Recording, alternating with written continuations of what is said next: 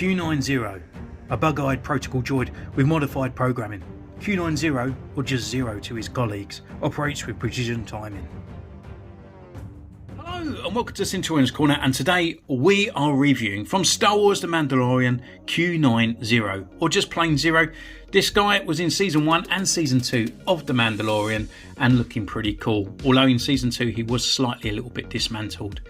He was voiced by the guy from the IT crowd. I don't know his name. Yeah, I actually can't stand the guy, to be honest, but that was his downside of this character. I really like the look, shame about the voice. Got this guy in HMV for $19.99, which is really nice to go out and actually purchase a Black Series figure in a store for a change rather than going online. But here on the side we've got the picture of Zero here in his blister pack here with this kind of like, well, I guess another Boba Fett kind of blaster there, looking pretty cool. No hidden accessories at all there on the side, and it's transcending around in that gold that we have with his bio, his picture, and his number 11 in the Mandalorian's thing. So without further ado, let's crack this bad boy open.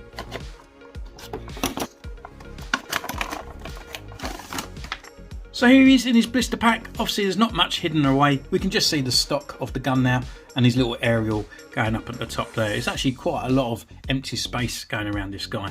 So let's get him out for our first impressions.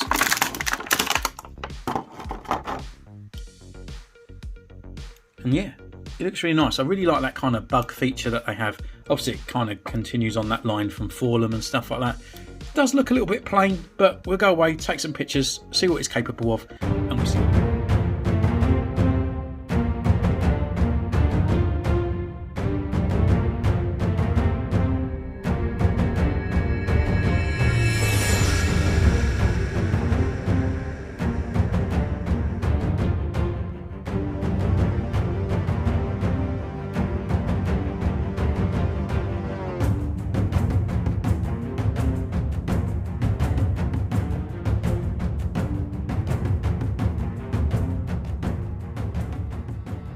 So welcome back. We've been away, we've taken these photos, and I must admit this is probably about my 5th time in recording this review. I'm a little bit rusty. But however, I think Hasbro have done a fantastic job on this guy. It's kind of a little bit too much grey plastic overuse. Probably needs a few more paint applications in there to really bring him out. So maybe down the line we might do an upgrade. However, it only comes with one accessory, and that accessory that he has is this kind of like... is it an EE3 blaster? A bit like Boba Fett's, but it's smaller in sort of stock size and stuff there. So we can have a little bit closer look here. Obviously he's got a trigger hand and you can hold it nicely there. So taking a closer look, we actually got a nice brown stock on there, and it's done in that sort of nice dark gunmetal grey as well, which is similar to Zero, to be honest. But it's kind of nice not to have it look so plasticky. And just a little side-by-side comparison to Boba Fett one, so you can actually see it's a little bit longer up on the scope, and the stock muzzle there and stuff as well. So, you know, compared to the detail of that one, it looks fantastic compared to this one. But however, at least it's got some paint applications on there. Taking a look at the figure, we can actually go through his articulation, and his articulation actually is not too bad. It's probably a little bit more restricted at the top as you compare to the legs itself, but with the head we can go left, we can go right, we can look down and can look up as well. It's actually got that sort of lower neck movement down there as well, so you can actually really get his kind of sort of personality, because he was a little bit sort of twitchy in places. Arm, we've got a rotation up here, but it doesn't really go all the way around because there's like a guard part up here. There is a butterfly in there as well, which is pretty nice, and we've got the rotation here at the elbow, which isn't too bad, but obviously the wires, eventually these may snap, so be careful. We have got a single hinge on the elbow, which goes up to about 90, rotation at the wrist, and it's also on the hinge. Like the waist here, we can go left and we can go right and down and back. It's not really like hindered by this thing, because obviously it kind of moves with him. His legs, they can come up this far, they can go back, rotation up here, and he's got quite a nice wide stance as well. We've got a rotation here at the knee on a single hinge that comes up to this point, and then we have a rocker and a pivot at the ankle. So in all, actually his articulation isn't too bad, but his arms are really restricted because of the bulk of this, because of the bulk up here. You know, his gun sort of like aiming poses and stuff are very limited, very much like a Boba Fett style kind of stance you're going to get out of him. You're not going to get really any kind of decent looking sort of gun poses unless you really play with him. But apart from that, we can actually relook at the sculpt, and the sculpt is pretty cool, I must admit, on this one. So at the head we can get a really nice close look at all those kind of rebreather parts in there, and all the sort of like details up in this part up here. It'd just be really nice to have it sort of like maybe like a black wash on there, or maybe the actual head itself being in a gunmetal grey and stuff, just to bring it out a little bit more. Very bug-like, very like the Fly. We've got an aerial up here. There's no paint applications on it, unfortunately. On the back of the head we've got a little bit more of the details.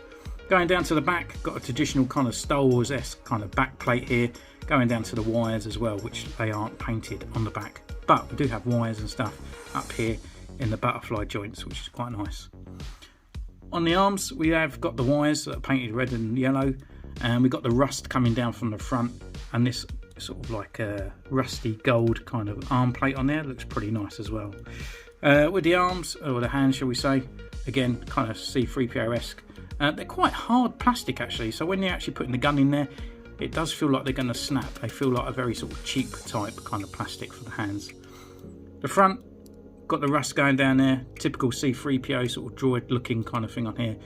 The actual accessory kind of looks a little bit plasticky. I wish it was a bit of a darker brown.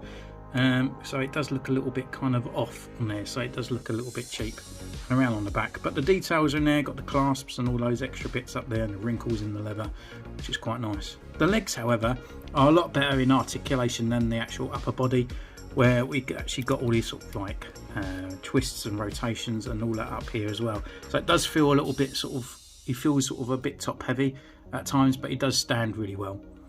Again, you've got all those sort of sculpts and all that in the legs around on here. The little legs look pretty cool, even you've got that in there, you've got that little tiny pin, so it doesn't look too human going down into the finner in the legs. It kind of reminds me a bit of a K2O kind of legs here, where they've got the transparent pins, and then going down to his feet again with the transparent pins on there to make him look more robotic. So yeah, he's pretty cool, kind of loving him. You know, he's very kind of like Fallen based, I guess, in a way, just bringing in Fallen actually, so you can just compare the two, and obviously it's kind of like a modernized version of 1980s or 70s classic of the original kind of bounty hunter there. So yeah, having these two on the shelf standing next to each other, being little bounty hunters and Denzions of the universe, is pretty cool. So stay tuned, I will do an upgrade on this guy eventually. Would I recommend him? I think I would, especially if you're a big fan of the Mandalorian. He is a pretty cool and unique character. And yeah, and that's kind of it. So thank you so much for your patience, guys. I'm sorry it's been a little while, but however, I have actually sort of started a join channel down there, so if you'd like to do a donation, you can do. It's at the bottom. You can subscribe, you can share, you can like, you can comment, and you can follow me on Instagram as well, all in the description down below. And until next time, take care, and I'll see you soon. Bye.